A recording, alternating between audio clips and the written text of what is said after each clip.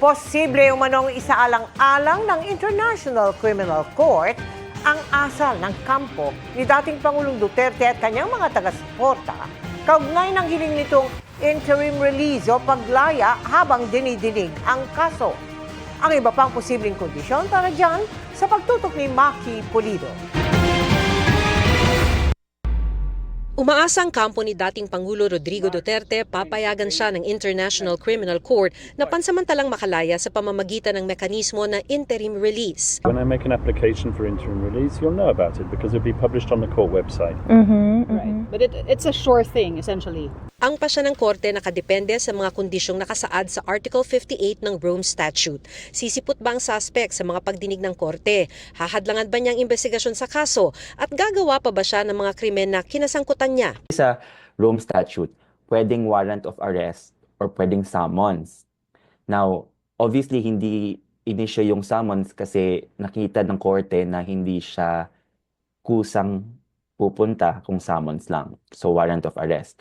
Sabi ni Attorney Joel Butuyan, isa sa 5 Filipino ICC-accredited lawyer, iko-konsidera rin daw ang asal ng kampo ni Duterte at ng kanyang mga taga-suporta. Sinaktan pa nga yung isang policewoman, nagkaroon ng malaking bukol, and there was an attempt to really prevent his arrest. Nandiyan na rin yung mga ginagawa ng mga supporters niya to the point na binubuli and ini-intimidate yung mga judges mismo. Sa kasaysayan ng ICC, hindi bababa sa 6 na akusado ang pinagbigyan sa kahilingang interim release. Noong 2021, kinilala ng korte ang voluntaryong pagsuko ng Kenyan lawyer na si Paul G. Cheru na nagpakita raw ng kusang loob na pagtanggap sa jurisdiksyon ng ICC.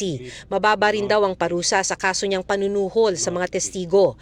Ang dating Congolese rebel leader na si Jean-Pierre Bemba Gombo, pinalaya rin noong 2018 matapos mapawalang sala sa kasong war crimes at crimes against humanity. At naisilbi na rin niya noon ang lampas 80% ng sentensya para sa hiwalay na kasong offenses against the administration of justice. Ang ICC merong kasunduan sa bansang Belgium at Argentina para sa pagkustodiya sa mga suspect na mabibigyan ng interim release. Sakali mang bigyan ng interim release si Duterte, magtatakda ng mga kondisyon ng Pre-Trial Chamber 1. Halimbawa, pangakong sisipot sa pagdinig o hindi kokontakin ang sinuman sa mga testigo. Hihingan din ang opinyon ng abogado ng mga biktima maging ang Office of the Prosecutor ng ICC. Giit ng mga abogado ng mga biktima, tututulan nila ito. There are still serious security concerns for the victims, for the potential witnesses. In fact, we have seen that online and in person.